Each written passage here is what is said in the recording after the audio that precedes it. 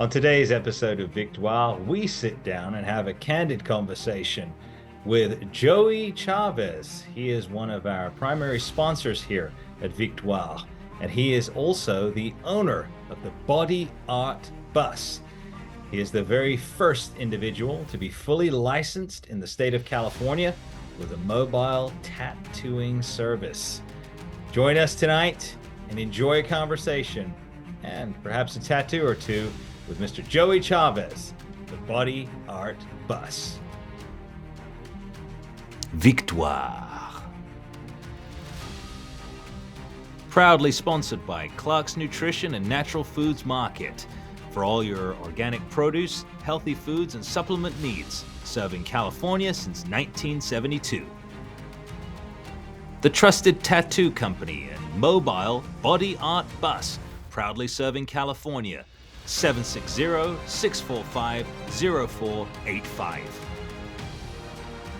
Desert Golfing Digest. Golf information and travel guide of the Coachella Valley. 760-399-6517. From Yucaipa, California. Steamers, Fine Cleaners and Laundry. A 5-star service on a first-name basis. 909-797-1947. And if you're looking to buy or sell real estate within the Coachella Valley, look no further than Steve Tadros. Get Century 21, 760-225-9998. And now, on with the show. Okay, everybody, welcome back to another episode of Victoire. Today, I am joined by one of our sponsors, Mr. Joey Chavez. And Mr. Joey Chavez is in charge of the a Body Art Bus and also the Trusted Tattoo Company and the Trusted Gallery. Joey is an expert in all things tattoo, and it's a pleasure. Welcome to the show, Joey. Thanks. Super excited to be here. And this is my cousin Azalee. She's actually getting her first tattoo today. Wow. First. And I think this is her first podcast she's ever been on too, right? So today's a day of first for her. A day of first. There's nothing like jumping in at the deep end. Amen. So, obviously, as we can see, Joey, you're right there. So you're at where are you right now? Where are you located? So right now we're a Trusted Tattoo Company in Corona, California. Okay. And you can see people doing stuff in the back. We're actually getting ready for our tattoo convention coming up called InkCon. It's the Trusted Tattoo Gallery. We're having it at the Ontario Convention Center right down the road. So we're real excited about that. And I come here 3 days a week, and then I'm at my other shop in Oceanside another 3 days a week. And this weekend, we're actually going to go to Vegas on the bus. So we're doing the Lovers and Friends music festival this weekend. So we're real excited. We do a lot of fun stuff. Yeah, I was going to say, having that mobile business gives you a lot of opportunities. You know, you can take that wherever you go. And tell us a bit about that, because you are the first fully licensed mobile tattoo company in the state of California, correct, Joey? Yes. So the Body Art Bus was first licensed in 2009 in San Diego County. And so we actually help write all the parameters of mobile tattooing in the state of California. So if anybody wants to build a trailer or a bus or anything like that, they follow the parameters of my first bus, which is a 23-foot bus. Okay. Really awesome. We still run it. We call that the OG. That one's could put about 2-3 artists in it. The bigger one you saw the other day at the Avocado Festival, that one could fit like 4 to 5 artists. That's the one that's going to Vegas this weekend. Yeah. And then we now have an even bigger one that fits like 6 to 7 artists. So we're expanding, doing bigger and better things, and just enjoying it. Yeah, as it grows. Now, obviously, everyone's going to be very intrigued because you're still a young man. To have accomplished this is a great feat. So tell us a little bit about your journey, the humble beginnings. Tell us how you got into this form of artistry. So believe it or not, like I actually started in high school. So I used to draw all growing up. I've always been an artist. And in high school, I used to draw on people. I would draw tattoos on people all the time. And a lot of it was mainly just to flirt with girls. You know what I mean? That was the biggest thing. It was like girls would always be like, draw roses or flowers or whatever. And then some of the dudes are like, oh, can you draw like a warrior or a car or something? Yeah. And I would draw on people, never even putting 2 and 2 together with tattooing, even though like my dad was a Marine and has always been tattooed. He's from East LA. He's always been tattooed, all his brothers. Yeah. But I never really put 2 and 2 together about tattooing until I had like a high school project where we had to pick a job that we apprenticed at, right? And so I went to a tattoo shop and they actually didn't want me there. But I had to convince them to let me do the project, and they did. Come to find out why they didn't want me there. Apparently, they were all doing heroin, which is a really big problem in this industry for a long time. Matter of fact, the guy who took me under his wing at the time ended up passing away about 4 or 5 months after I finished the apprenticeship that we were working with them. Very sad. He was a young guy, as part of the 27-year-old club. You know, he's a 27-year-old kid, and I miss him to this day. Ryan, a super talented artist. Yeah. But I ended up joining the Marine Corps after that because I thought, okay, this isn't really my scene, you know? Yeah. And when I was in the Marine Corps, one of my buddies was tattooing to make extra money on the side. He was tattooing in the barracks. And I told him, hey, bud, you can't tattoo in the barracks, man. Like, it's not clean. It's not sterile. Like, there's certain things that I know from my apprenticeship. And he's like, well, you know, if you know that, maybe we could team together. Yeah. You could tell me what you know. I could tell you what I know. And we could work together. Yeah. And I was like, you know what? Fuck it. Let's do it, you know? And so I was making money tattooing in the barracks. We were tattooing all kinds of Marines. And then one night, our gunny came by, our company gunny comes in and sees us tattooing. And I'm like, oh, shit. Yeah. This is it. This is why you don't tattoo in the barracks, you know? And all of a sudden, Gunny was like, what are y'all doing in here? And we're like, oh, Gunny, yeah, we're doing some tattoos. And matter of fact, my job in the Marine Corps was I was a combat illustrator. So I was an artist anyway, you know? Yeah. And so I think Gunny kind of was like, you know what? They're doing their jobs. They're, you know, who cares? Just let them do it. So he actually ended up coming back the next week and got tattooed in our barracks room, which is pretty crazy. Wow. But then we were just tattooing throughout my military career. One of the shops locally in 29 Palms where I was stationed heard about us, and they had us coming tattooing on the side when we had extra time or when they needed help. And we started doing conventions with them, and we met like all the good people and that were in the industry. And I found out that not everybody does heroin. That's not like a prerequisite. Yeah. And most of these tattoo shops are mom and pop style shops where you own your own business. So I decided that, you know, I'm going to get back into it. It's going to be something that, you know, at very least, I'm going to use it to make some extra money. You know, that's always what I thought in my head for some reason. It's going to be extra money. So I went through the Marine Corps. Then I went to college and I kept thinking the same thing. In college, I'll just use it to make extra money. It actually helped put me through college, you know? I actually graduated in 2008, which is probably the worst time ever. Well, probably not ever, but definitely the worst time in a long time to graduate from college, which was the Great Recession. They call it the Great Recession. Yeah. And so, I opened my own gallery and no art was selling. It was really crazy. Like there was no art selling at all. What's up? Ooh, the natural bird with bacon, please, and a zucchini on the side, and then an iced tea. Do you guys want something for Farmers Boys? Okay. I'd ask you if you want something for Farmers Boys, but you're not here, so you're good. Of course, yes. You want the lunch? I had tacos on the way. So you're good. Okay. So, I'm sorry. Where was I? You were talking about you were going through college, that it put you through. Oh yes.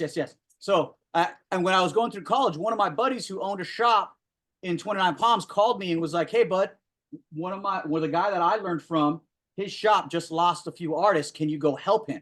Yeah. And I was like, yeah, I'll go help him. And that's actually how I ended up here where I'm at today, which is in Corona, California, because his shop was right down the street. It was actually called Sign of the Times. Yeah. And we helped for a few months, but turns out he was into some bad stuff. I mean, we had like pimps coming through, threatening him and stuff like that. It was a bad scene. So I ended up quitting that spot. And I worked at another shop in Fallbrook, and it was pretty good. But again, the owner, he was like a raging alcoholic. He would get into fights with people and beat people up, and it was just bad. And so I kept thinking in my head, like, man, if I'm working for all these people that are batshit crazy, like, why do I not have my own business? I mean, I'm level-headed. I have plenty of experience. At this point, I'm a Marine Corps veteran, you know, about to graduate from college. So I said, you know what? I'm going to open my own business. So when I did the gallery, I thought I was going to be selling art, but nobody was buying art because, again, 2008. So I was tattooing out of the back of the gallery to make extra money. And I was across the street from the Civic Center. So I'd have city council members come in there, the mayor come in there. We used to have art classes. They called me like a pillar of the community. Yeah. But when I told them I wanted to make it into a tattoo shop, they wouldn't let me. They said, oh, they'll never allow a tattoo shop in that part of the Oceanside. Yeah. So kind of shut me down. So I ended up closing the gallery after a year, took the money that I saved from that, and I built my first bus, which was the OG that we were talking about. Yeah. And I would go in and out of Oceanside. I'd go everywhere, really. Yeah. And took me about a year working with San Diego County Health Department to get it fully licensed. But once it was licensed, we were off to the races, and haven't stopped since. One of the things you brought up there, Joey, was very interesting, was the conversation about the stigma associated with the world of tattooing. You mentioned there a lot of the guys that were addicted to heroin, drinking, and things like that. What do you think that could have been attributed to? Well, I still think that this is a problem in the tattoo industry to this day. Hmm. And it's basically such a cool job, Hmm. and we meet such cool people, and Yeah. we're having good times all the time, and everybody wants to hang out with us, and everybody wants us to hang out with them. And so it exposes you to a lot of like that party lifestyle. Okay. And unfortunately, some guys, they get addicted to that party lifestyle, and they can't stop it. That's why addiction's a big problem across the board. But I think in tattooing, it's a lot easier because I think, again, with that stigma, people think that, oh yeah, a tattooer is going to do some blow with me, or he'll get wasted with me, or he'll do all these things. Right. I don't do any of that. I don't do any of that stuff. So this is not the shop to come to do all that. But Yeah. again, I think that's what keeps me so successful. And I've actually had this talk with guys that are like OGs in the game, and I told them, like, why do you think everybody just gets caught up in that party lifestyle? And honestly, it just comes down to the fact that addiction is such a prevalent thing to people, and the human beings are so have addicted personalities. Yeah, but you keep it based on that art. And going back to what you said about, always sketching, always drawing in school. So I presume you were a straight A student through Oh school. no. Art. Oh no, no, no, no, no. I was what the typical entrepreneur is nowadays, which is a C level student at best. Yeah. And mainly because if you look at some of my schoolwork to this day, it is fully drawn on. Like it'll be a history project, math project, doesn't matter. Yeah. All the slides would be drawn on, all the tops would be drawn on, and the teachers didn't appreciate that, which I think they should have, because really I put more effort in than I think what most people did. But yeah, and a lot of it is my faith in God. We discussed that too.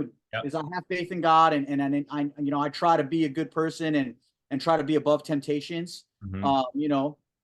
For every part of my life. So I think that's helped as well. Yeah. In a big way, because I get offers all the time.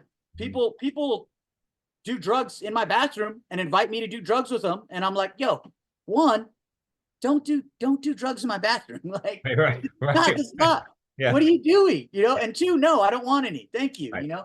But again, I just think it's the nature of my business that I'm in, and honestly, I feel like me being a part of it and more people like me are helping that stigma Mhm.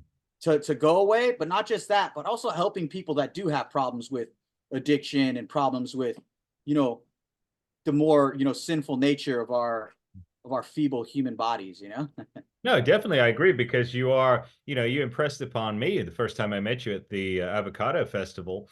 You're in a position, God's put you in a position of influence.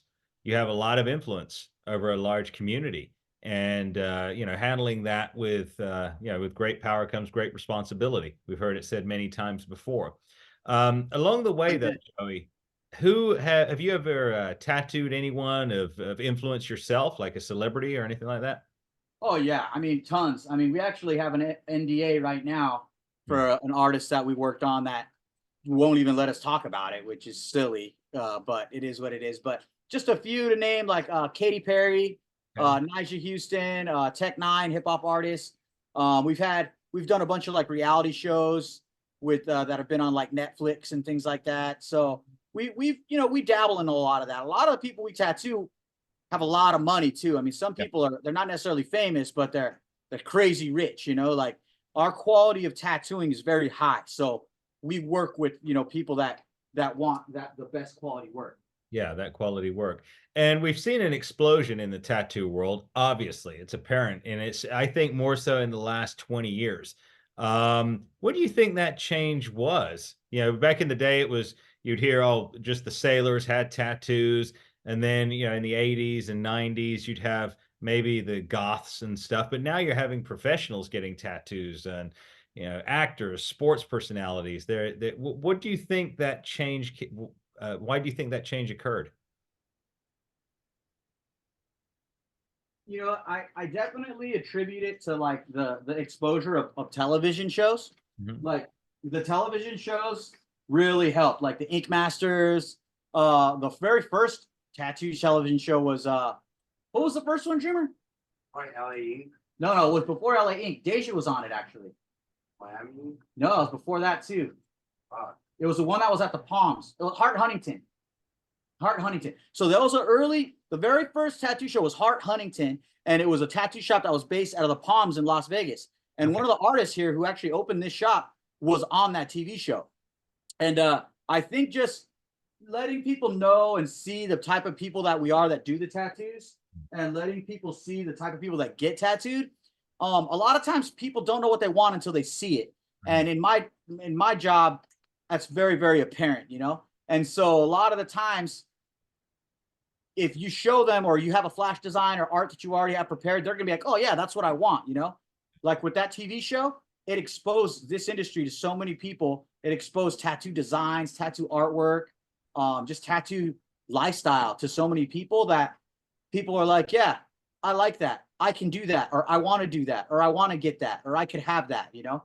And so nowadays, like you said, I mean, we tattoo everybody. One of my clients is a heliophysicist. You know what a heliophysicist is? I don't personally know. So a heliophysicist, all they do is stare at the sun.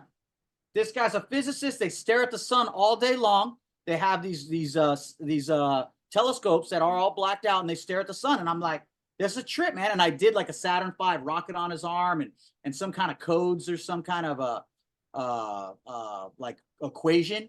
Yeah. And that's the thing. Like we have all these different aspects of life that have things that are very important to them, you know? And when it's something that's so important to you, you want it to be a part of you. And the thing about tattooing is it's one of these things that you could get what's important to you, have it be a part of you, and nobody could ever take that away from you. Yeah. And I think that's pretty darn cool. Yeah, it's pretty cool. And especially with exquisite art such as, what you're putting together there, Joey. Now, we've got people that obviously get tattoos, maybe somewhere that's not as experienced. So do you get a lot of people that come in and ask you to fix tattoos as well? Oh yeah.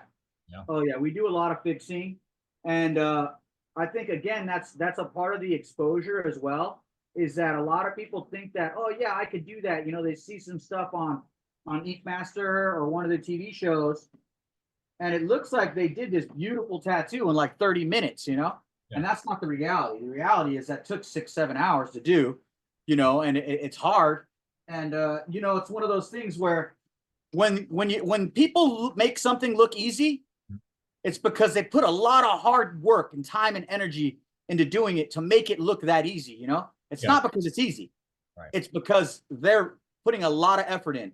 And I think that's one of the problems with the show is people think, oh, look at how easy that is. So somebody will buy something on Amazon or a kit that they find or something and start working on people and not knowing the damage that they're causing, not knowing the depth of the needle should be, not knowing the proper inks to use, not knowing these important things that if you just went and got yourself a tattoo apprenticeship, you could find out pretty easily, you know? Yeah. Now, what about the difference between, essentially drawing on somebody's skin in contrast to drawing on paper or canvas or something like that? What is the technique that's employed? Because obviously the skin moves, there's sweat, so how does it differentiate? Is it a lot harder to do it on the skin, or do you find that it's becoming, pretty similar to drawing on paper now for you? Oh, no. It's definitely completely different. It really depends on your canvas as well. My client today is doing an amazing job, especially since it's her first tattoo. She's chilling. She's not moving. She's doing her thing. But sometimes that's not always the case. Sometimes you have people moving, yelling at you, upset, sweating, you know what I mean? And so, no piece of paper or no canvas is going to give you that kind of issue.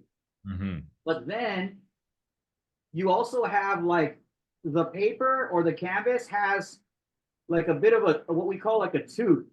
Okay. And what that tooth is it basically is like the way that it grips. Mm-hmm. It grips the pencil or the pen or the paintbrush or whatever. And that little bit of tooth, tells you how much or how hard you got to push or pull. Mm-hmm. This skin is being scratched by this needle that's going up and down 13,000 times, I think, a minute. It's something ridiculous like that. And Right. so it goes right through the skin like a hot knife through butter, almost like you don't even feel it. There is a tiny little bit of tooth, but not much. So you're basically floating this machine over the skin Okay. and into the skin the exact same depth every time. So you can't count on, the table or the paper or the canvas to be a stopping point for you. You have to be your own stopping point. So it's definitely a lot different. Yeah. But I find that tracing is actually the best practice for tattooing. Not even drawing, but tracing.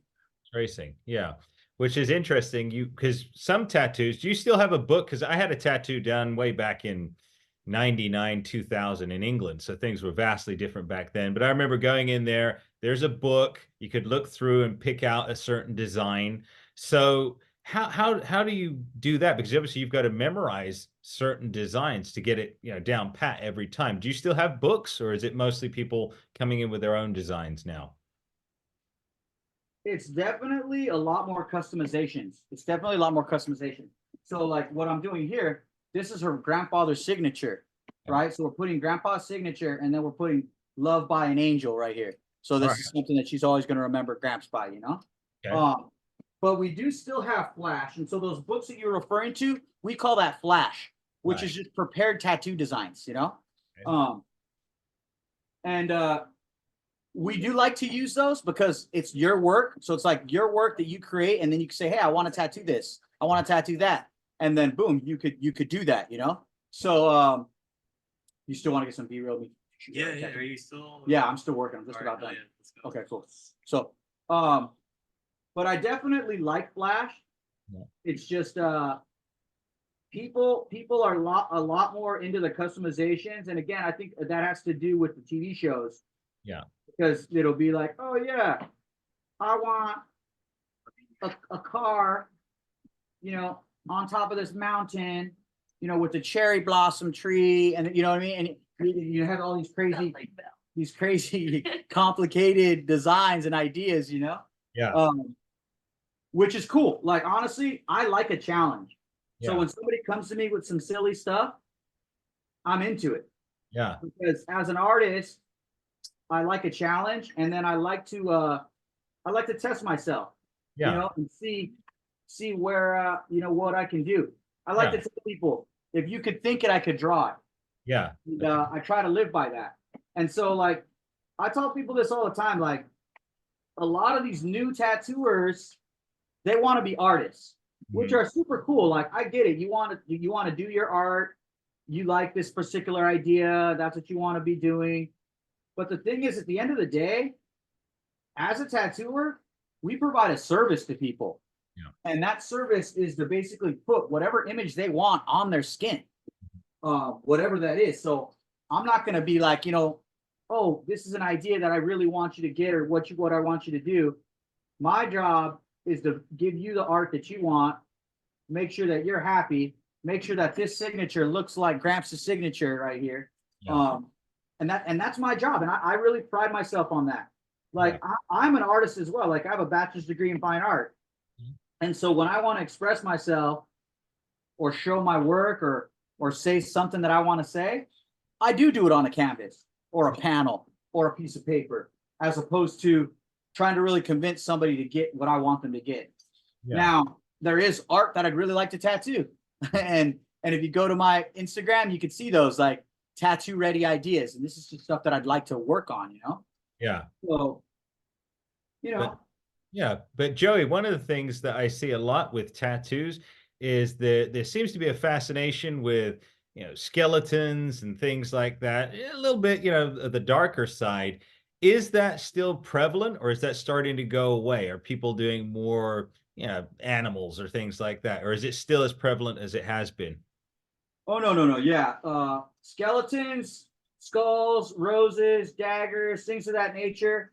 The kind of standard stuff is still very prevalent. It's still very prevalent. And not only that, it's evolved, it's definitely more realistic. It's definitely combining it with other things. Like you're going to have a skull now that's going to have full color on it, like dripping, bleeding paint or tones or combined like a broken skull and something flying out of it or something. And I think the fascination with it isn't necessarily the skull itself, but it's the idea of death Yeah. and mortality of of humans. Like it's always going to be important to us because we all are going to pass away one day. We all are, we're all on a timer, really, on we're all going to have our own time, and that's very prevalent to everyone, and everyone's lost somebody, and everyone's been through loss, and I think that's why the skull has so much popularity in the imagery of tattooing, because it has a lot of meaning to people. Yeah. Now, you being a man of faith, I think we've stumbled onto something here, because it is a way for people to express themselves. Like you said, it's a way for them to face death in a tattoo. So what do you think that spiritual connection is there? I've put you in the hot seat now. We've stumbled onto something here. So there's this connection. People are willing to put it there, and not necessarily, these people are not necessarily believers at the same time, but they're willing to put items of death on their skin, and show those to the public. Do you think, have you yourself, do you feel there's a strong spiritual connection in the world of tattoo to faith and things like that? Absolutely. I mean, very much so, I'd say. And I think, again, with the times we're living in now, there's a very, very, I say the devil's working overtime right now. You know what I mean? There's a lot of negativity out there. There's a lot of darkness out there. And I think it's just the way that people deal with it. When you don't have God in your heart, you don't have Jesus right here, which I have always. I fear nothing. I fear no man. I fear no death. I fear no situation, because I know that God is with me. Yeah. And I think when you don't have that, you try to cling on to whatever that is, whatever, if that's addiction, whatever, if that's, your job or your family or whatever it is, you're clinging on to something, and sometimes with people, that is their own personality or their own ego or something that they want to portray to the world. And so when you put something dark on you like that, I think it's kind of like, like a poison octopus with their blue rings and their black rings, or a coral snake with the red and black and white stripes. It's kind of like a signal, like I shouldn't be messed with. And that to me comes from fear.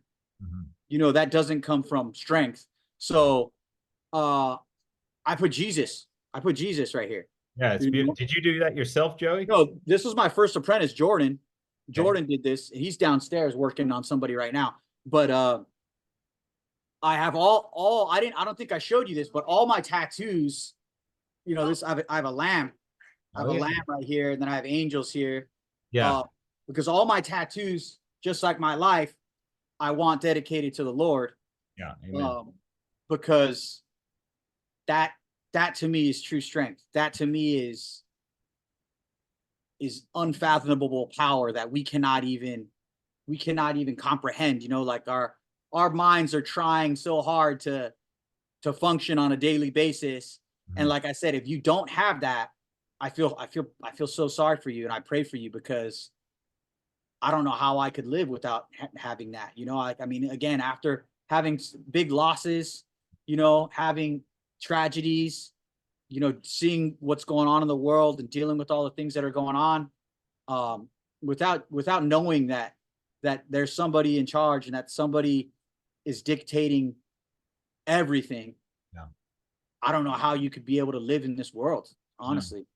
Now let's talk about that, Joey, because obviously this show, part of it is created to inspire and motivate and encourage other people. So let's talk a little bit about some of your struggles, because obviously now we see the success, we see where Joey has arrived, and you have truly arrived. So tell us a little bit about the obstacles, the opposition as you were growing, as you were building this, because nothing comes easy, as you said. Anything that's worth something is a lot of work has to go into it. So tell us a little bit about that. Amen. Amen. So, I mean, I think just being an artist in general, is kind of, has always been just a little more difficult, just because I love to express myself, and that's in any art form. And so a lot of times, I'm not a big guy. You met at the Avocado Festival. I'm 5'7". You know what I mean? And that's me at fully grown. So you picture me as a kid. And I want to express myself. I want to be positive. I want to do all these things. And again, when this world's so dark the way it is, sometimes you get shut down. Sometimes people want to shut you down just because you got a smile on your face. Sometimes you're doing things that are good that affects the way that they feel because they can't do those things. They don't have those type of feelings, And so I've had to deal with a lot of that. I mean, even when I first started creating the bus, I did it out of necessity because they wouldn't let me have a shop where I wanted it to be in my hometown, which is Oceanside, California, which I have a shop there now. But it took me a long time. But I did it out of necessity. And a lot of the artists, when I first did it, were nobody was really sold on the idea. Like people were saying, oh, a bus, like who wants to tattoo on a bus? Like, why would you do that? That's such a bad idea, blah, blah, blah. Even though I knew that there was artists out there that had done it before, even though I knew that there was artists out there that wanted to do it, that I personally talked about doing it with, I got a lot of flack about it at the beginning. And I think that's just something when you're trailblazing and you're doing something different, that people that don't understand what you're doing, that don't understand your situation, I don't think they necessarily want to bring you down, but they just don't understand it.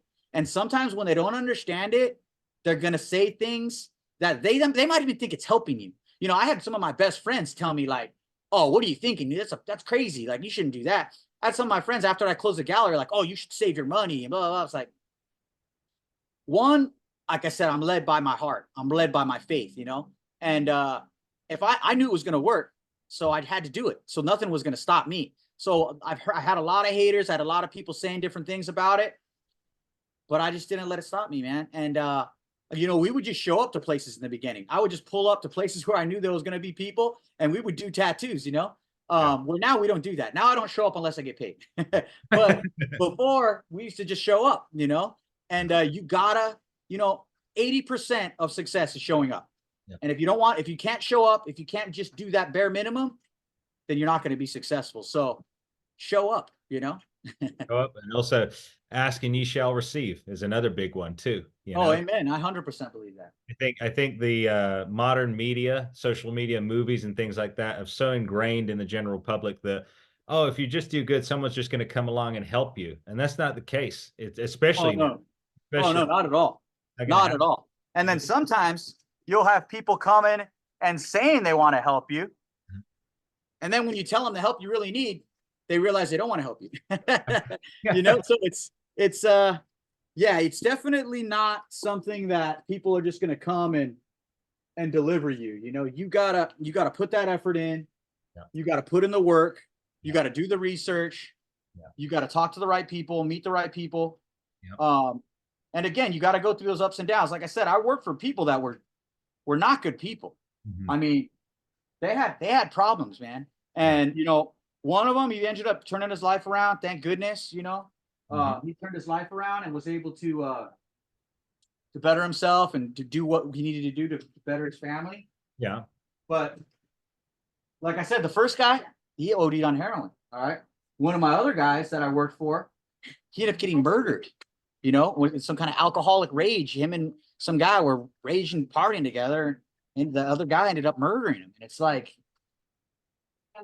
you said, you ask and you shall receive. If you want to leave that right lifestyle where you want to party all the time and do crazy things and take all these crazy risks, well, you can do that, but there are consequences to those actions, One of the things is you've kept grounded. Like you said, you've kept grounded in what, God brought you to the dance. He gave you this ability to do art, and now he's blessed you with this platform that you have, and you're keeping grounded.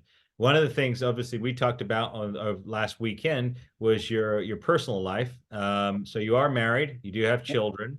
So your wife, was she involved in the industry, or does she do other things completely different? No, my wife's a dental assistant, so she's not involved in the industry at all. But she's very supportive. She's very supportive of what I do. I couldn't do any of it without her. I have 4 children, so without her being such an amazing woman, and being able to help take care of them and do what we got to do. Like, for instance, this weekend, I'm going to be in Vegas Friday and Saturday. And she knows I'm not going out there to party or gamble or do some crazy stuff. She knows it's about work, but still, it's being away from the family, Yeah. And it takes a strong woman to be able to deal with that. Yeah. And again, like we do have a faith-based family, you know, and then I tell her all the time not to fear. She's working. She's working on that. She had a little bit of a rough childhood, so she has a little bit of anxiety and things that she carries with her. But I'm trying to help her put those down. You know, I'm trying to help her put those down. And as far as being a mother goes, amazing, amazing, and that's what makes it work for me. And I tell people all the time, like when we do weddings and things like that, a lot of these kids nowadays don't want to even get married. A lot of these kids nowadays don't want to have kids. And again, I believe it's the devil working overtime and telling these people to be selfish, telling these people that you could do this, you could do that, you don't need this, you don't need that. But there's no other love in this world like the love for your child. There's no other love in this world like the love of a good, loving partnership where you're building a family. There's nothing harder, but there's nothing easier, and there's nothing just more beautiful, you know. And it's the natural way that we're made to fit. We're built that way, you know. And I think what's going on right now is, again, it's a distortion of truth. I have truth here, and nothing could take that from me. So when I see lies, I honestly, I speak up against lies as often as humanly possible. But when I see lies, I just go away from it because I know that's not truth. I know what truth is. And that's one of my blessings as well, you know? Yeah, let's talk about that a little bit, Joey. So what's your testimony then? When did you find your faith in Christ? And what was the transformation like? Or were you, always a believer? You grew up in the family of believers? So yeah, I was blessed. I grew up in a family of believers. I was baptized as a baby, Catholic. I went through all of my sacraments. But even then, as a child, you don't understand, you don't understand the stories in the Bible and these trials that are going on because you can't relate to it as a child. To you, everything's given, everything's easy, everything, for me anyway, thank God. I had a mother and a father. They were both Marines. I had a great grandparents that were amazing. And so they instilled that in me. I would go to my grandmother's house and I'd go into her room and she'd be on her knees praying, she'd pray every time we got in the car. She'd pray when we ate dinner. Like I was given a strong faith early on. But again, as a child and growing up, you start veering away from that, making your own choices and rebelling a bit and things. Yeah. And I did my fair share, and I've had, my sins that I'm atoning for and have to live with and, are forgiven for. But really, when my best friend passed away in high school, he was my best friend. He was 17. He died. And that really gave me the realization of how temporary this life is, you know what I mean? And how even though you think you're safe, nobody's really safe. And you're living this guy was one of the best people I knew. I mean, you bring people together. He was an amazing individual. And that one really hurt. I still think to this day, how my life would be different if he was here. Matter of fact, me and my wife are high school sweethearts, but the very first couple of weeks we started dating, we ended up breaking it off. Some craziness happened. It's a whole nother story. But my best friend, he kind of talked to her for me, and we went on a double date that Friday, and we ended up, getting back together, and we've been married for around 14 years. We've got 4 kids. We've been together 25 years though, really, because it's high school. And so to this day, I still go to his grave, and go visit him and bring my kids to go talk to him. Because I think it was like 4 or 5 months after that, he ended up passing away. So it was just like, oh man. Even his girlfriend that he was with at the time, who we went on that double date with, I still talk to her to this day. His parents, I still call his mom on Mother's Day and try to, treat her, well, and treat her as if, she was my mother. She came to my wedding, and I danced with her for the mother-son dance as well, because he was that important piece of my life. Yeah. But that was what really brought me so close to God. Even though it was such a huge loss and such a big hit, I think that brought me so close to God, because it's that feeling of hopelessness. Yeah. That feeling there's nothing you can do to change it, and it's just the way it is. Yeah. So what else can you do but have faith, you know? Yeah. And that just changed my life in a big way. And I've had other things happen after that, and just messages. And I honestly feel like God speaks to me all the time. I think he speaks to all of us. You just need to Oh, pay yeah. attention. Yeah. But I think that he speaks to me all the time. And I'm one of these blessed people that hear it. Mhm. And I not only hear it, but I act on it. Yeah. And I base my life choices on it. Matter of fact, this incon that we're having, God told me to have this tattoo convention. Okay. And people are like, God told you. And I even my partners, I told them, I don't want this to get weird, but God told me to have this show. And this show is now the best show that's in California. We have all the best people coming. Not only that, but we're bringing people together that haven't seen each other in years. And a lot of them on our last show said that it's basically like going home and being with family. And it's so special because I didn't anticipate that. Yeah. But again, that's what faith is. Faith is not anticipating it, just acting on truth. And that's what I do. That's why I don't worry about anything. I mean, I'm running 3 different businesses. You know, I've got 4 kids. I've got all this stuff. But you know what I'm worried about right now? What? Nothing. I'm not worried about anything because I know whose hands I'm in. Yeah. And I know who has my back. So Yeah. I worry about nothing. Yeah. And Yeah. I think that's what makes me so powerful, you know, is I feel like I'm Midas right now. Like everything I touch turns to gold. I feel like no matter what I do or what situation I'm in, I'm going to come out okay. And that's a superpower, really.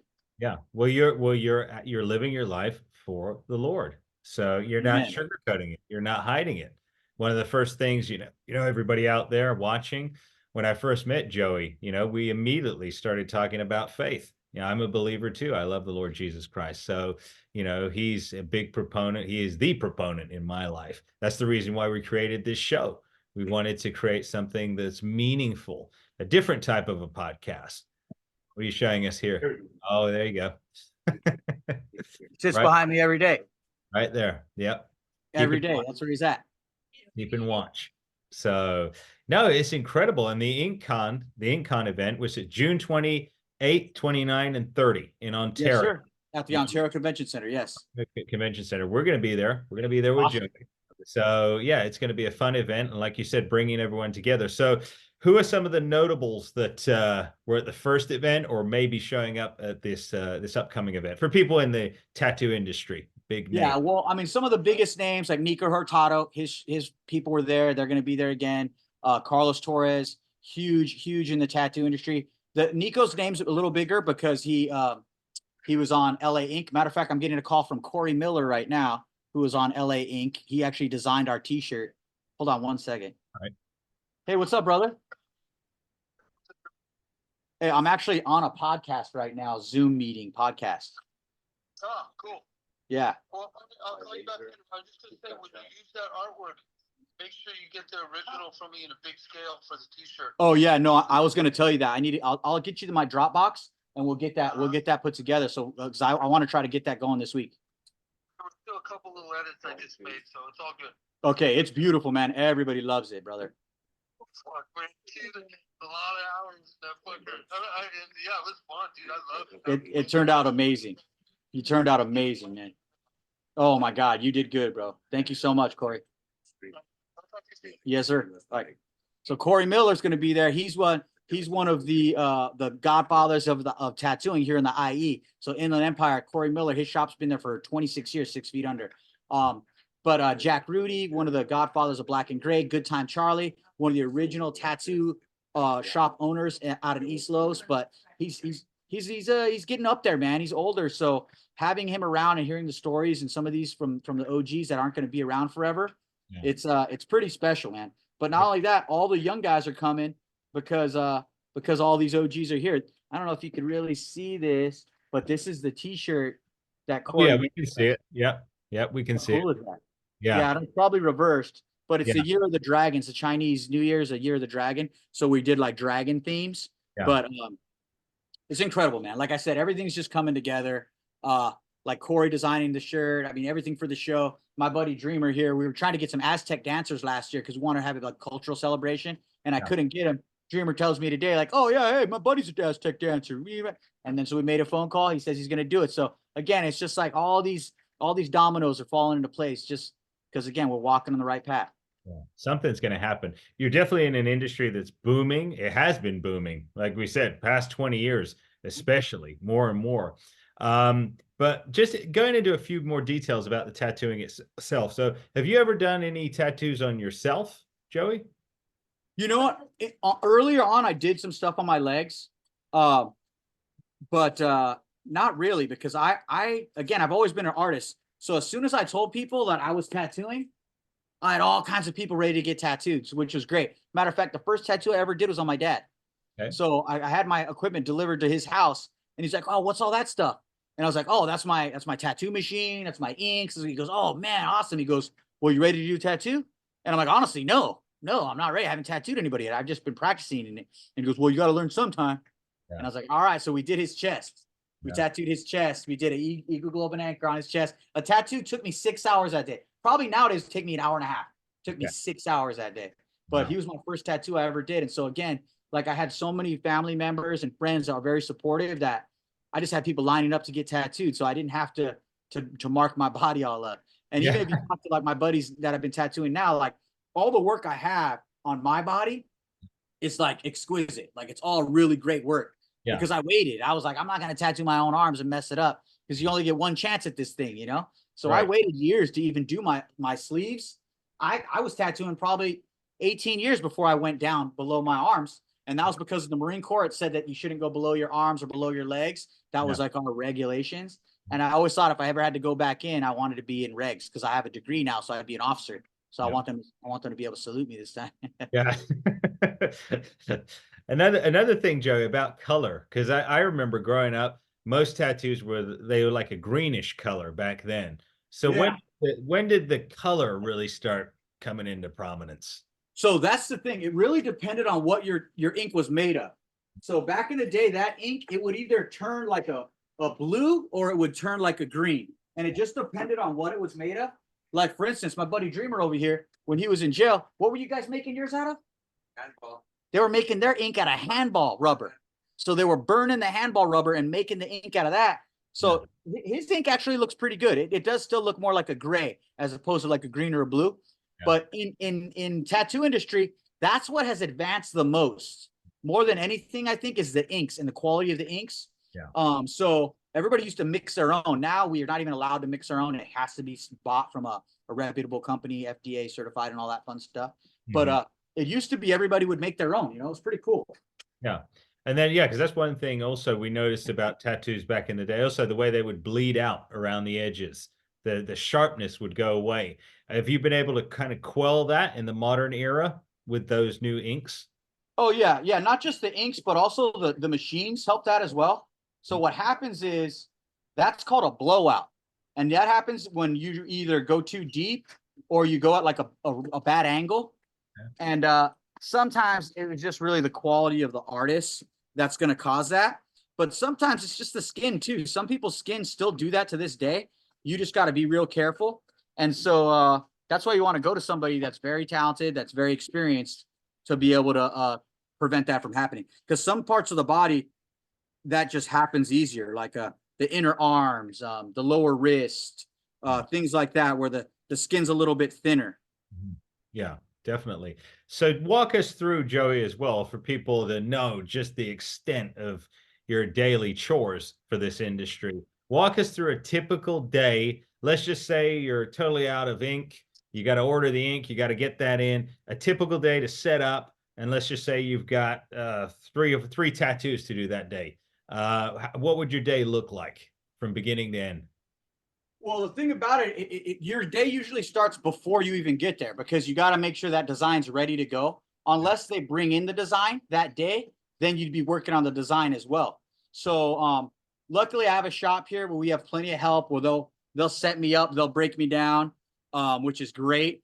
So where I don't have to do as much. Yeah. But the typical day, make sure we have your design ready to go. Your design has to be ready. Then you'll come in, we'll discuss it, we'll size it up, make sure it fits just right. These are the next two I'm about to do. Little tiny little car design. Yeah. This is the 59. Yeah. 53 Pontiac. Okay. And a little rosary for her grandpa as well. Oh, okay. As well. But so we prepare the design, then it gets on a stencil like this. Okay. This stencil, we're going to attach this to her body right now. Okay. Matter of fact, you want to come over, Sarah? We'll do that real quick. I'll show you how we do that. All right.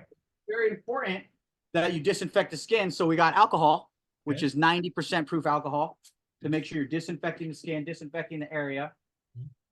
Do that area. I want to get it. So she actually has a fresh tattoo she got the other day, Okay. and we're going to try to avoid getting the alcohol on that because alcohol dries the skin out. So we don't want to get that on there. So now the skin right now is disinfected. Okay. So since it's disinfected, now I have to use gloves, and everything I come in contact with her skin, she's not going to touch it. She's not going to touch her skin. I'm not going to touch her skin with anything else that is unless I have a glove. Then we apply Trusted Stencil Solution. This is our own stencil solution product that we're coming out with right now. Oh, wow. There you go. Yeah, you put this on, you let it sit, you let it kind of dry up a little bit, get kind of tacky. Mhm. Get another one set here. Let it get kind of tacky. And then you'll take the stencil.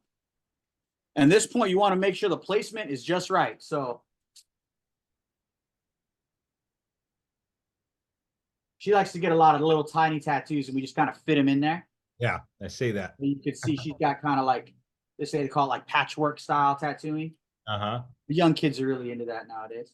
Oh, okay. I see When I it. place this, I want to make sure there's a good amount of negative space here, good amount of negative space here around, so the placement looks good. What do you think? I'm gonna go check it out in the mirror. So now we're gonna have her go check it out in the mirror, right? And then once that's on, we're gonna let that dry. We're gonna let that dry for like 5-10 minutes. And once that dry, then we're gonna go ahead and get started on the tattoo. We're gonna pick out the needle. For this is gonna be a really small tattoo. So I'm gonna need like a 3-round liner, which is a really small needle, one of the smaller needles. And especially what these little tattoos. Yeah. You dig it right there? Okay, perfect. With these little tiny tattoo needles, it has a tendency to blow out like we were talking about. So Okay. you got to go a little bit more shallow, not quite as deep with these.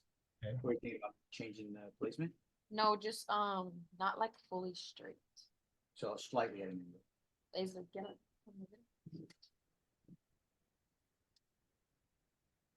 This is wonderful. We're actually getting to see Joey in action in real time. Right? Check that out. You want to show them real quick? You want to show them on the? Yeah. So she didn't want the car straight. I would recommend it be straight because I like, I mean, it's just as an artist, that's kind of my eye. But Yeah. again, it's their tattoo. They're going to wear it. So she wanted it slightly at an angle, and we're going to put it slightly at an angle for her. Go ahead and check it out and see what you think. And the reason that we recommend things to be straight, and there's certain rules. There's certain rules that you got to abide by. Like when you stand up, your arms are down. So we consider this up and this down, right? So Okay. sometimes people will put things upside down where Yeah. it faces this way or faces that way.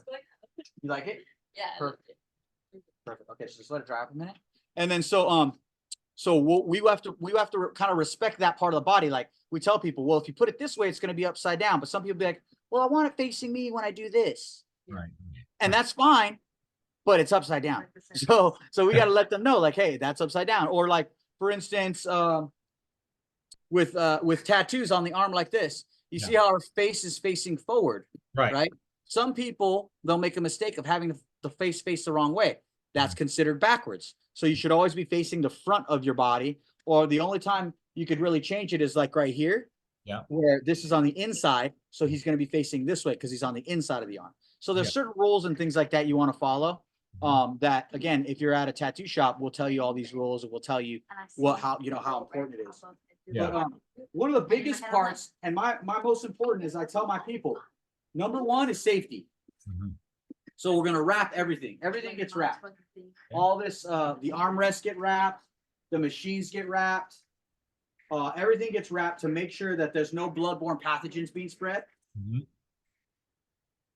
And once everything's wrapped, then we could get started. But these are what we call barriers. And it's just like being at the doctor's office or like the dental office or anything like that. Very similar barriers that need to be in place to keep what we call bloodborne pathogens from getting spread or cross-contamination from being spread. Yeah. And this is the best way to do it. You just you use all these different barriers. So these I'm going to put the green soap in, which you use to clean the tattoo at the end. And this green soap, it's actually a decoagulant, which means it keeps the blood from coagulating while we're doing the tattoo. They Interesting. use it as well in like surgeries and things as well as that nature. I was going to say, sounds very medical there. Oh yeah, totally, totally, totally. And So then of how, course, the distilled water. Everything's got to be labeled. speaking of that, Joey, then what are the sort of rules and regulations of operating a tattoo? I was going to say tattoo parlor because that's what I've heard so many times in the past, but a Yeah, tattoo absolutely. shop or Yeah, how many? tattoo shop, tattoo parlor, Yeah. tattoo studio. You know, all these names get thrown around. It really just depends on what you want to call it. But Yeah. all the regulations are the same. No matter what you call it, no matter what name you put on it, we're all monitored by what they call the Safe Body Art Act. Okay. And so the Safe Body Art Act is actually California statewide. California is actually one of the strictest states when it comes to body art. Oh, So that actually helps with my bus because any state I go into, they're like, oh, if you're licensed in California, you're good to go here, you know? yeah. What do you think? What do you think that is specifically in California? Do you know? I think one, because there's so many darn people here. And two, you know, we're very, you know, as a state, I think we're very health conscious, you know, and I think a lot of people, you know, care about their health and people's health. And sometimes, you know, I don't want to say like Karens or whatever, but sometimes you get people that care a little too much about your health or other people's health. There are some things that are like redundancies. They have us do these weird spore testing that we have to do when we use our autoclave, which is the equipment that we use to sterilize stuff. And then they also have us do these spore tests every time. So we have to do monthly and then we have to do it every time. So it's kind of like, that's kind of redundant. I don't know why we got to do it. So there is some weird stuff that we are working with the health department to try to adjust, but it's really like their prerogative, you know? Yeah. Even though the people that work at the health department have nothing to do with tattooing and usually don't know anything about it, but they know about like bacterias and health and things like that. So My mom's just asking for time. She's getting oh, so we're almost cellular. So like 40 minutes. 2 minutes. But yeah, so it's important though. Like I said, for me, I tell my people there's 3 things that I care about at my shop: safety first, quality second, customer service third. So as long as we're doing those 3 things, you're gonna have a good shop. You're gonna be able to have good clients, good customers, and you should have people very happy. You know. Yeah. Yeah. Absolutely. Well, obviously, it shows you guys are getting a lot of attention right now, a lot of customers. So it's obviously showing. Joey, what are some of the longest tattoos you've ever spent time on? Oh man, I mean, you do like full sleeves, full back pieces, full leg sleeves. Those all take a long time. Like I've done back pieces that have taken 50, 60 hours. And obviously that's not in one session. Yeah. You know, you're talking 12 sessions, 10 sessions, something like that, depending on how well you could sit. My personal length, I don't like to get tattooed for more than 6 hours. After 6 hours, I'm like, nah, I'm done, dude. I don't want this anymore. But there's some people out there that could just sit for hours and hours and hours, which is pretty hardcore, but everyone's different. Everybody has a different threshold of pain and a different tolerances. Yeah. And you'd be surprised, you know, when you see people, you can't really just tell by looking at people, man. Like women have a much higher threshold of pain than us. So a lot of the times women will just sit like rocks, you know. It's the dudes I got to worry about a lot of the time. But yeah, it's pretty interesting. It's pretty interesting, especially because some parts of the body like are known to hurt. Yeah. But again, everybody's nervous system's completely different. So you'll have one part of the body that'll hurt people, and you'll have that same exact part of the body you'll tattoo on somebody else. They're not bothered in the slightest. So it's really it's an interesting career, man. I really love it, man.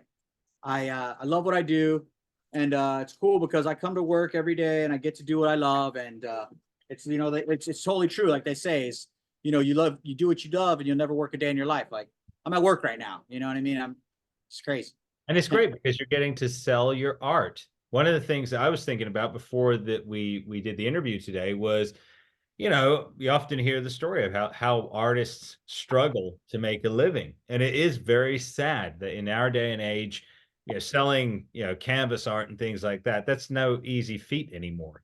Well, absolutely. Absolutely. And I'll tell you what, I don't know how much you know about the AI art out there, but it's going to be even harder because the AI stuff that's getting created out there is honestly, it's spectacular. Like it's some really good work. They're creating some amazing designs. and it's all AI stuff, and it's Yeah. crazy because I mean this AI is mimicking human art, right? But it's doing it so fast Yeah. that it's super impressive. Yeah, yeah.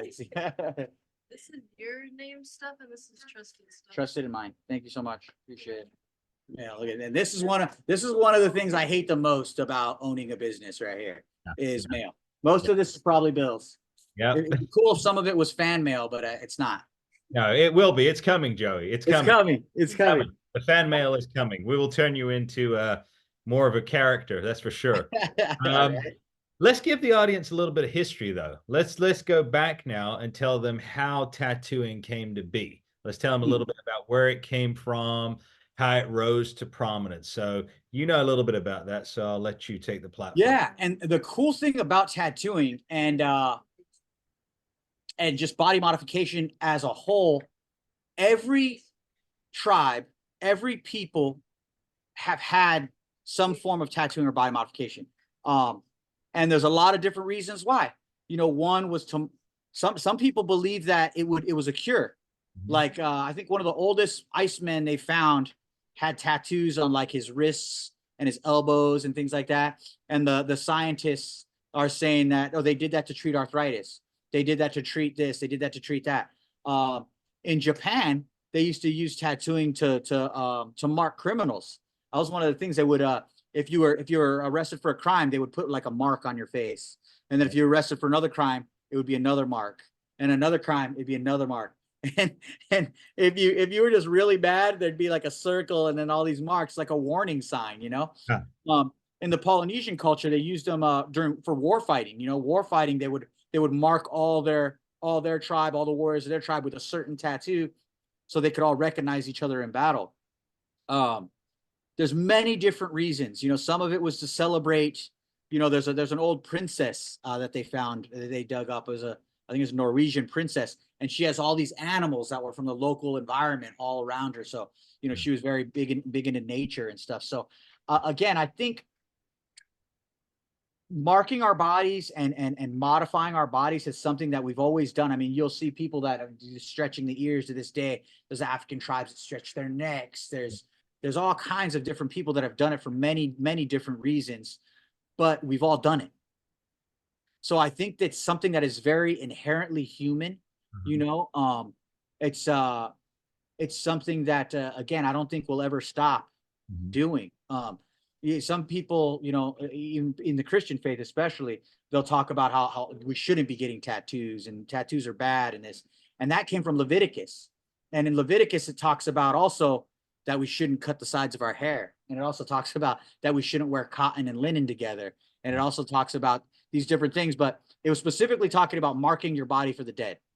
And it was specifically talking about marking your body for the dead because that was a tradition that some of these Jewish people did when they were worshiping, I think it was Baal or Moloch or something like that. And they were marking their bodies for the dead. And God specifically said, you shall not mark your body for the dead. You should not do that. Now, I still think today you shouldn't, you know, like if you murder somebody or something, put like slash for every person you killed or something like that. Or I don't think you should idolize your tattoos. I don't think you should be like, oh, you know, worshiping, look at this tattoo, that, this tattoo, that. No, I don't think you should feel that way about it at all. I think, again, the Most High is number one. Yep. Family, number two, you know, as a patriot country is number three, you know, but tattooing is definitely down my list of things that I'm very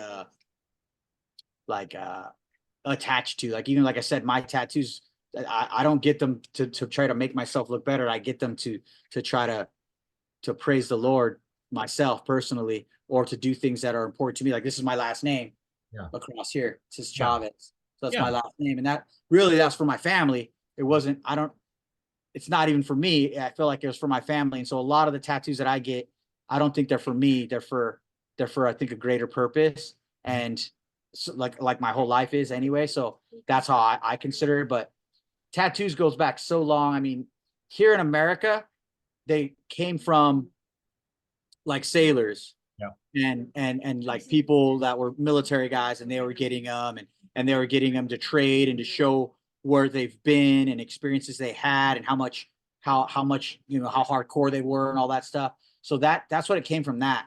And then the bikers started doing it because it was something that, okay, well, if the sailors said this, well, I've rode this, or I do that, or I've done this, So there's all these symbols that represent things that are, again, important to them, Yeah. And so, like I said, it's as old as time, itself when it comes to us. Mhm. I mean, you even look at animals, like the zebra and the giraffe and the leopard and things like that. Like, I mean, God did that to them. He painted them for a reason, and Beautiful, you know, beautiful, and Mark. so and all of us as well. We all have different noses and eyes and cut our hair differently and do all these things. And I think it's, as long as it's a positive thing and it's an expression thing to again, you're not idolizing it, you're not hurting nobody. I think it's fine. And I have seen a lot of people that do like some more dark imagery. Like, I won't do racist tattoos. Right. I don't do racist tattoos. I just personally don't do it. I don't do gang tattoos. I'm not in a gang, never been in a gang. I don't know about that world. I won't do it. But other than that, if you want a tattoo, I don't judge. Mhm. I just do the tattoos. Yeah, yeah. Well, I'm glad that you brought that up, Joey, because that was on my mind too. And I'm glad that you got to address it and you cited the Bible specifically and explained that very clearly for people to understand that. And I also like the analogy you made there with, obviously your haircut is different than mine. I sometimes wear a beard, sometimes I don't. So we can change these things. Obviously with tattooing, it's a little bit different. It is essentially it is a lifelong commitment. I'm sure, I mean, unless they want to have it removed, but I've heard that that's extremely painful to have a It tattoo. is. It is extremely painful, and it takes long. It's a long process. But like I said, some people have a really high threshold of pain. Some people are into it. So I've even heard of artists like now these guys are really rich. Those actually Pharrell, the guy from Pharrell Williams from I forget, the Neptunes, I think is his band. He had a bunch of tattoos. He got skin grafts over his tattoos so he could get better tattoos. Wow. It's crazy. It's insane, but it's something people do. I don't understand it myself, but again, I don't judge. I just do the tattoos. If Pharrell came to me and says he wanted to get a tattoo today, hey, I'd be all about it. Yeah. I'd be excited. I'd definitely be excited. Now, also one positive that I did think of as well as you were talking there was somebody who may have a scar or something, may have had an injury or something to their body. Sometimes tattoos can be used to cover those and to make people feel, less self-conscious about something. Have you ever been involved in anything like that? Absolutely. Yeah, yeah. No, and there's some artists that specialize in that particular tattooing. And actually we have an apprentice here who's actually wants to get into that and to get the scar. What do we call it? Scar revision. Scar revision. Stretch mark and stretch mark camouflaging. And there's also like the nipple revisions as well for people that have had cancer, or like mastectomies and things of that nature. So there are people that specialize in that. I've personally helped people with there's a condition called vitiligo.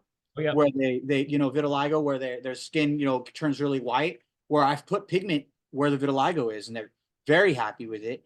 And again, I don't judge. I just do the tattoos. Oh, there you go. There you go. Lunch just got here. Lunch just got here, a late lunch for everybody. Have you eaten, or you're not eating yet? Have you, Joey? No, but I will when we're done. No rush. Yeah, no. yeah, that's good. So again, your typical day runs from about what time to what time? So we're open from 12 to 8, Okay. but I like to leave a little bit early to try to spend some time with the kiddos before they go to bed. And then sometimes I'll have to come in early to do shop stuff. When you're the boss, it helps to be able to do whatever you want, which is great. But I am a family man, so I tell my artists too, like, family first, man. If you have something with the family, make sure you handle that, because that's important. We don't get these times back, Nice. But yeah, we usually work a little later because we stay up a little later, especially working on this convention. I don't know if you can see some bags under my eyes a little bit, but I was up pretty late last night, just sending paperwork, sending emails, and again, running a business. It's the behind the scenes stuff that nobody sees. Yeah. That is sometimes the most important, and I'm a proponent of that. And I know for a fact that that's true because of where I'm at today. How many vendors are going to be at the show, Joey? We're going to have 90 different vendors.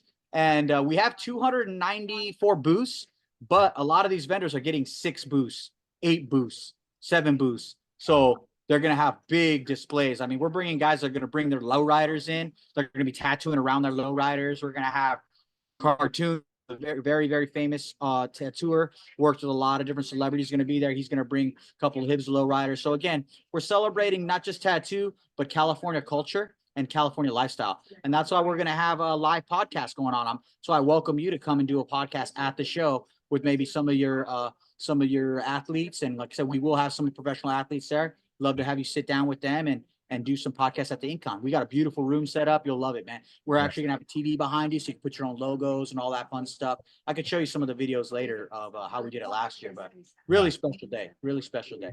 It's going to be a wonderful event. Like I said, I Oh think man, we're excited. So turnout's excited. gonna be great. Ontario, you're kind of centrally located there, not far from LA, not far from San Diego. So you should get a huge turnout. Oh So yeah, last year we had about 8,000 people, so we're hoping to try to get at least 12,000 this year. And the cool part is like the Inland Empire hasn't had a big tattoo convention since like 2011, so we are now that big tattoo convention. yeah, that's it's pretty substantial. And you mentioned doing a podcast there. Have you got any podcast links or anything like that that we can point viewers to? Oh, totally. Yeah, totally. I could give you some links. We'll put some links down below of some of the podcasts we did last year. And then we actually have a podcast we call Body Art Bus Podcast that we do on the bus when we take the bus places that we've done at other special events. Rock and Brew. We did one with Rock and Brew. We did one with a couple of different TV shows we were working on. We did a couple of things. We did one when we worked with Ink Master, that TV show Ink Master at Huntington Beach. We did a podcast there. So, yeah, I mean, with us too, we're trying to stay at the, the cusp of what's going on. You know what I mean? We want to make sure that we're not getting left behind. Yeah. So podcasting, I think, is a big part of the future that we're in. Yeah, I think so. I agree so too. You've got to be, the world is changing now with all the streaming and everything that we have. It's very important to be, and also be able to share these stories and these messages with people. That's how people learn. That's how they get connected with businesses now. So yeah, it's changing. What does the future look like for you though, Joey? What are your sort of 5-year goals? Oh man. Again, like I tell people all the time, like I'm not a very good businessman, even though I do great business. And that's because I don't really try to worry too much about the 5-year plan. I'm not worried too much about the 10-year plan. Again, I'm just moving in faith. Yep. And I know it's just going to keep being awesome. In 5 years, it'll be the 7-year anniversary of InkCon. Yeah. So that's going to be super special. In 5 years, we'll probably have at least 2 more buses in the fleet. In 5 years, I'd like to have sold at least 10 buses to different artists. See you later. In 5 years, all right, bro, be safe. Tomorrow, you be here tomorrow? I'll be here tomorrow. Okay. Tomorrow, we could do the helping. Oh They're yeah, having don't forget. dinner. You And should I do need to that. go to my mom. Handle Last time I it. missed my dinner with them. Yeah, handle it. Okay. All right, bro. All right. But I definitely want to have. We're trying to buy a building right now. So in 5 years, I want to own my own building as opposed to rent a building. Yeah. But that's pretty much my goals for 5 years. But again, I have so much that I'm attacking right now that I'm just trying to zero in on what I got today. Yeah. But you mentioned also apprenticeships. So essentially you are a teacher. You are teaching those that are up and coming as well. Is that perhaps something that may materialize down the line where you'll be able to host larger groups of classes? Oh yeah. So we love apprenticing people, but we try to only do like 2 at a time.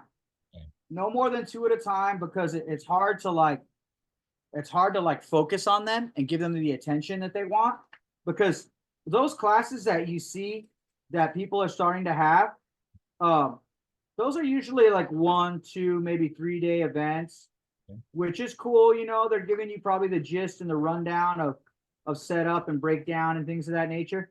But the thing about tattooing is it's very much like playing a sport or anything else that you have to have like muscle memory or like being really physical with. Whereas it's like, if you don't use it, you lose it. Mm-hmm. So you got to be at like a shop where you're working constantly, you got to be in a place where you're working to where you keep that skill level high. Because if not, I mean, even me, man, I'll go on vacation for a couple weeks and I'll come back and I'll feel rusty. Yeah. Like, man, I'm feeling rusty, even though I've been doing this 22 years, it's just the way the body is. The body's so sensitive to that, I think. Yeah. So when you're tattooing, you really have to jump all in. And this is what I tell people is it's more than just a job. It's a lifestyle. Mhm. And you got to be super into it. Like when I get my apprentice assignments, like it's to learn about the industry as well as to learn the hand work, Yeah.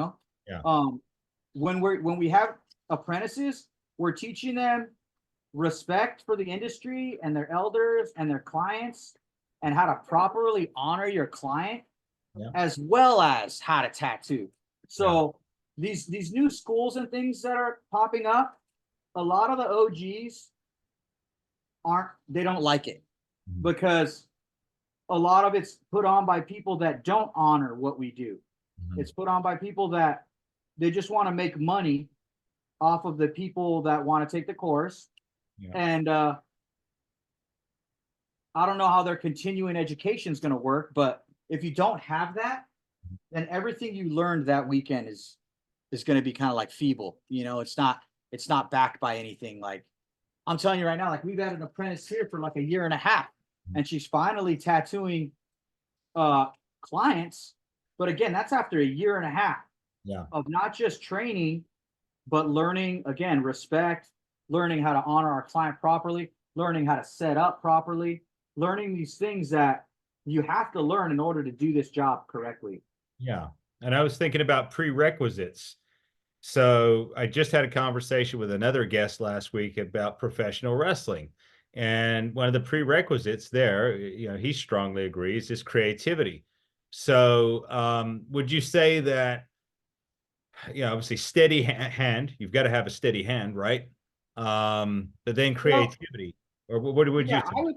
I would say, not necessarily a steady hand. You got to be an artist. Yeah. You definitely can't have a shaky hand. That's for definitely, you definitely don't want that. Yeah. But you could train a hand to be steadier. Okay. You could train your hand to be more solid. But you got to be at least an artist that, like you said, it desires to be creative, that wants to have that creativity, that wants to create great work. Because if you don't have that, then why do this? Right. I won't even take you on as an apprentice if you're not an artist. I won't, because there's so many artists out there that are struggling to make money in art and to just live comfortably as an artist. And so I want to help that person out. I don't want to help somebody that's like, oh, I saw this on TV. Now I want to do this. Like, nah, I want somebody that loves art, that's going to do art no matter what. That's the kind of apprentice I'm looking for. Yeah. How would you train someone, Joey, to strengthen their hand? That's very interesting. How would you train someone to be able to steady their hand a little bit better? What would your technique would be? Well, the most effective technique to training your hand to tattoo is tracing. Okay. Because when you trace, you're following that line, and you're following that line to the best of your ability, as stable as humanly possible. And you might think, oh, that sounds easy, right? Go try to trace something. Go try to trace something and see how good you are at it. I'm going to tell you right now, tracing isn't easy. Tracing takes some time. And you might trace something big, that's pretty good. But if I see it, I'm like, nah, it's garbage. I would not be right. I even have artists to this day that think they're great artists, but then I give them something to trace and the lines don't touch, or the lines aren't quite there. They're not connecting, or the consistency's off.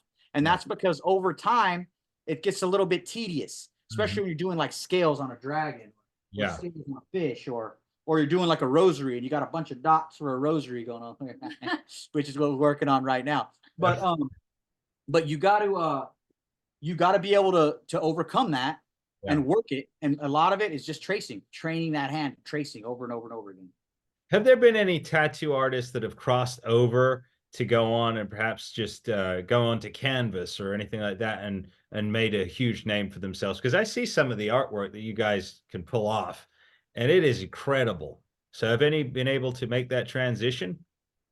Oh yes. Oh yes. There's a lot. I mean, matter of fact, the guy who tattooed my arm right here, the put Chavez on there, his name's Big Sleeps.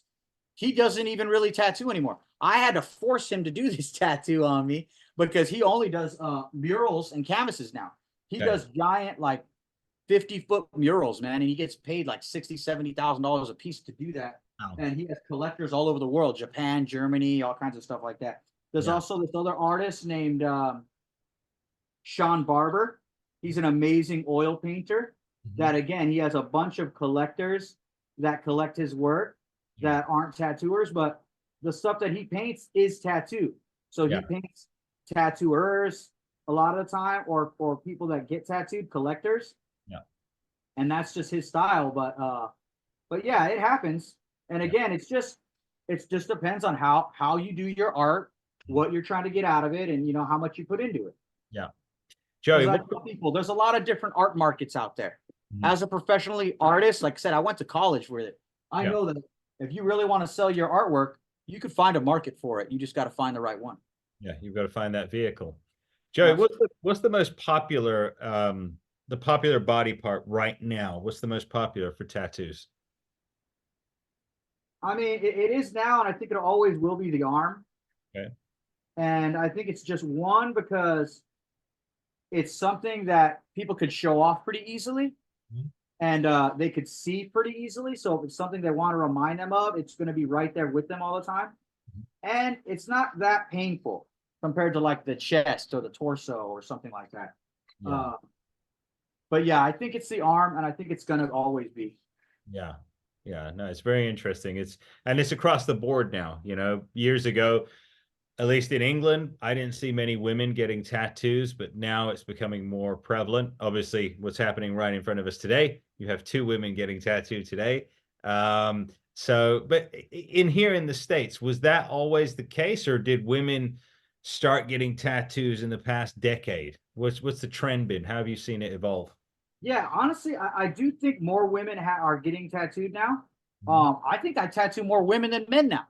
Whereas early on, that wasn't the case. Early on, I think it was the other way around. But now I definitely tattoo more women than men, which honestly, as a straight male, I prefer anyway. They smell better, they're nicer, they tip better, they smile at you, But yeah, so it works out. Yeah. And is there still that stigma of a lot of people from the heavy metal world, rock and roll, or are the numbers kind of similar now that you may get a professional come in, a school teacher or whatnot? Is it balanced out, or is it still more the rock and roll is still the bigger audience? Yeah, I mean, I definitely think that, the rock and rollers, the young cats, are still heavy in getting the tattoos, whether it be, whether it be more of a rock and roll image, or whether it be more of like a hip hop style image, or any of that.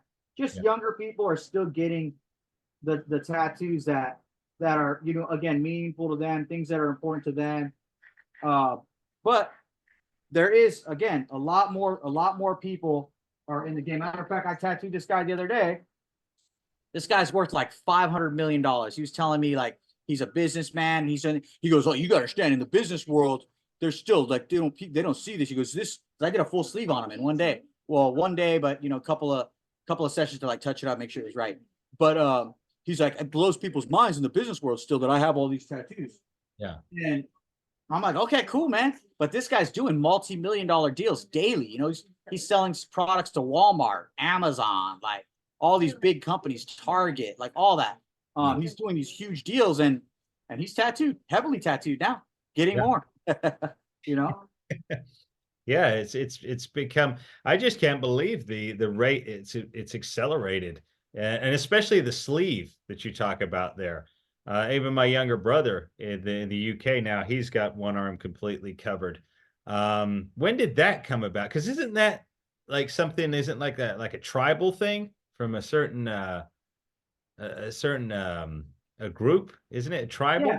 The sleeve? Yeah. I mean, and like the full sleeves and all that definitely were more in like the Polynesian culture and the tribal culture. They would have the full sleeves, whereas a lot of the sailors and Marines and other guys would have like patchy stuff. Yeah. And it was only like the really hardcore tattoo guys or the tattooers themselves would have like the full suits or the full sleeves. And again, like it all is very tribal based. So even like in Japan, like the Yakuza, which are like, the Chinese gangster guys or whatever, they were having full sleeves back in the day. But again, that's all based on like Japanese traditional artwork and things like that. So not necessarily tribal, but it is Japanese traditional. So it's very cultural. So a lot of the cultural tattoos were more sleeves, where now everybody wants a sleeve. You have a Marvel sleeve. You have a sleeve about a barbershop. You have a sleeve about a salon. You have a sleeve about the Little Mermaid. So Yeah. it's just what people are into. It's a story from top to bottom. Yeah, and And even like this sleeve right now, this is almost a sleeve made up of a bunch of tiny little tattoos, and this is a more popular design nowadays. Like, I'm not as big a fan, and me and my cousin have discussed this before that she should be getting bigger tattoos. But this is what she likes. And if this is what she likes, I think the one advantage to it is that you could put more stuff that's important to you in an area. You know what I mean? You could put more things that are important to you, like, oh, this matters, this matters, this matters, this matters. So you could fit all this in there, which I think is cool. yeah, But I do like big statement pieces. I do like big pieces that are like, oh, you could see it from across the room type. yeah, very Yeah. cool. Now let's talk about, you mentioned Little Mermaid there, so I thought about younger people.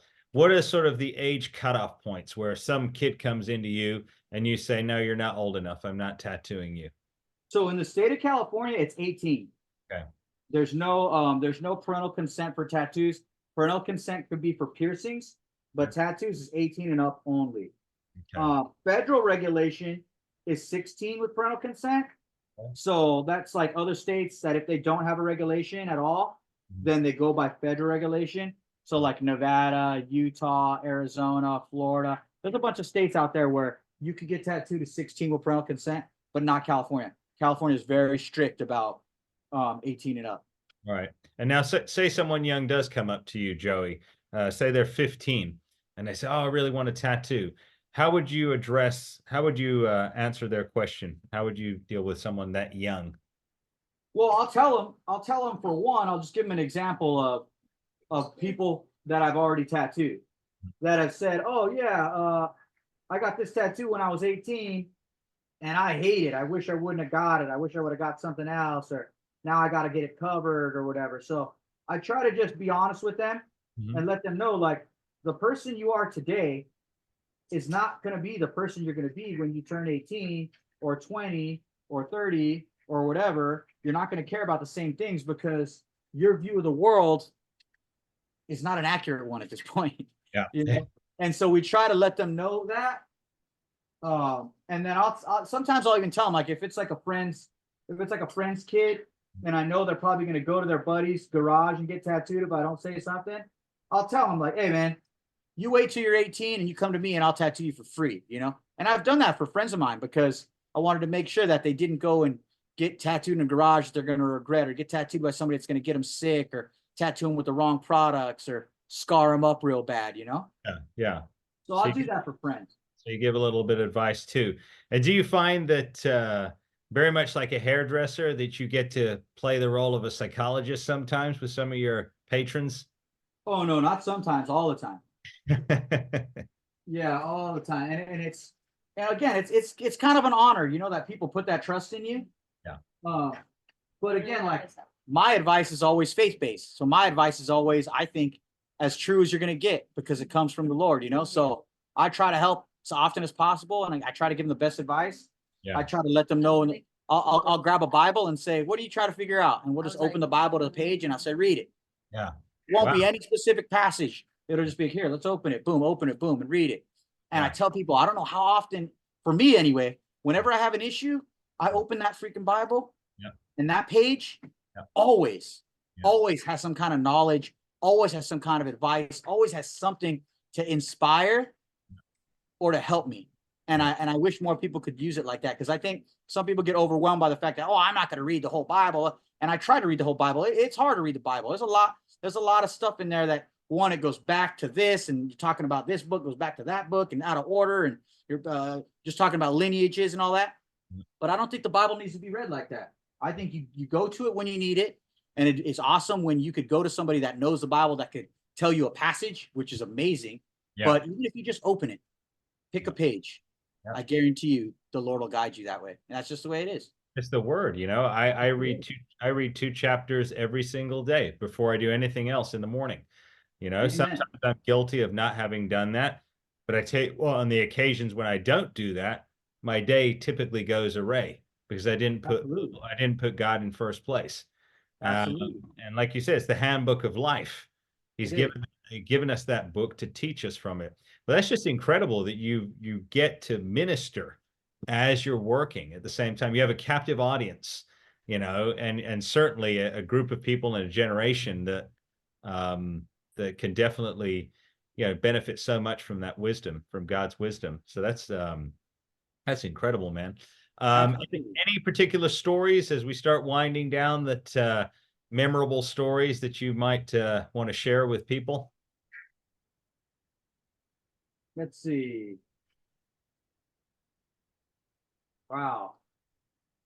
Perhaps a situation where you may have helped someone tremendously, where they came back around to you and really thanked you for the advice, or maybe you just made their day. Something memorable, something uplifting and positive. Yeah, I mean, there's been quite a few of those, which again has been an incredible blessing about that. But one story I'd say in particular would be one that not only did I think I helped them, but helped me as well, was I had a piercer here, and he was a great piercer. And I mean, people would come from all around to get pierced by this guy. He was amazing, but he had an addiction problem. And I didn't know, because I didn't know the drug that he was on. I've never known anybody that was on that. So I didn't experience it like I should have. So when I finally talked to him about it, and he confessed to telling me what it was, you know, he started telling me about his past and about his life and about, like, this guy, I mean, he's had a rough life. Yeah. Mom died when he was 10. His dad raised him, but his dad was like a bank robber. Oh, wow. And at 12 years old, put a shotgun to his face as he's sleeping on the couch, you know? And this poor guy, man, went from foster home to foster home and dealt with all these things. And so I was trying to help him. I told him, like, look, I'm going to show you what unconditional love is, bro, and I'm going to try to help you. And so I would let him stay at the shop when he had nowhere to go. I would drive him places. I would give him money and just try my best to help him out, you know? Yeah. And just letting him know, like, look, your trials that you've been through can help you, man. That could make you like a superhero, bro, because nothing should be able to hurt you because you've been through so much, you know? Yeah. And he just wouldn't stop using, man. And one day I came into the shop and he's like punching the back door, like punching it as hard as he can. And I like grabbed his arm to stop him, and he ended up whacking me in the lip and busting my lip. I had the scar on my lip still to where he got me. Yeah. And I got so angry with him, you know. I'm like, dude, I'm trying to help you, and this is what you do, you know. Yeah. And he's like, yeah, well, you know, you should have just let me do it, and blah blah. I'm like, no, man, like. So that was a rough time. And then he was using again real bad, and I didn't know how high he was, but I'm trying to talk to him, and I'm trying to help him, and he threatened to stab me this time. He's like, bro, you want to fucking stab you? And I said, you want to stab me? The guy that's trying to help you, the guy that's trying to show you the unconditional love, trying to be your friend, trying to be this supportive person, you want to stab me, bro? And at this point, I mean, I had 3 kids, bro. I didn't even have my 4th yet. And so I had to fire him. And it was like one of those things that I felt really bad about because I wanted to help him, but I couldn't risk my life and my kid's father and my family and this business and everything I brought to try to help this person that did not want to be helped, you know? Yeah. So I had to let him go, man. And I fired him, and turned out he was homeless on the street for about a year. He used to come back and I'd still help him out. And finally, like I started talking to people about it, and they're saying, like, you can't keep helping him out because you're just enabling him. And so I cold turkeyed it, and I just stopped really talking to him. And even when he came around, I would buy him lunch and I would talk to him. and I would share things with him, but I wouldn't no longer give him money and stuff because I just assumed he was going to use it for drugs. Yeah. Well, you know, a few months later, he ended up coming back and he told me, he goes, yeah, you know what, I've been reading the Bible. And I'm like, get out of town. And he's like, yeah, I've been reading the Bible. And I was like, see, man. And then he was reading this other book by Eckhart Tolle, like The Power of Now. And I told him about that book a while ago too, because some people, Eckhart Tolle talks about the power of now, which he talks about it from a place of like just using your energy, use it properly. But he doesn't realize he's talking about the power of God. And so to me, I'm sharing that as from the point of God. He's sharing it as a point of atheism, but not realizing the power he's talking about. He's talking about the power of God. Well, so I was just glad he was reading it, you know? Yeah. And he apologized to me about, he goes, I understand why you fired me. I understand why you had to let me go. And I forgive you, man. And I really think that you helped me. Just you doing that helped me see, you know, what my problems were and how to, you know, and I felt really good about that. And so after we were talking, I said, all right, great. Have you stopped using? No, he hasn't stopped using. He's still using, unfortunately, but I think he's on the right path, you know. And the thing is, I wasn't enabling him anymore, and I wasn't putting him in a place where he was able to use as much as he was, and he wasn't able to have to reflect on his life.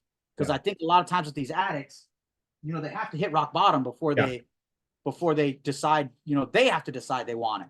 Yeah. I tried to decide for them, and it wasn't working, you know. But like you said, you planted the seed, you allowed God to work through you, and there is signs of improvement. And, you know, everybody comes in their own time, and there has to be the willingness from that person too. That's the other key there. So yeah, amen. And I even had a guy who's a man of faith, but who wasn't for a long time. He's this huge hulking human being, you know. And I was telling him about it, and he goes, man, if you want, I'll kidnap him. I'll kidnap him, and I'll take him right to a facility, and we'll get him cleaned up. And the thing is, he's been in rehab before, so he doesn't believe in rehab. So one time that guy told me, and the next time he came around, I said, hey bro, just bringing it up to him, I said, what if I had somebody just take you to a rehab? And he goes, I wouldn't go. And I said, well, what if this guy was so big that there's nothing you could do to stop him from taking you to rehab? And he goes, I'd stab him, bro. I don't care. I'd stab him. And I said, all right.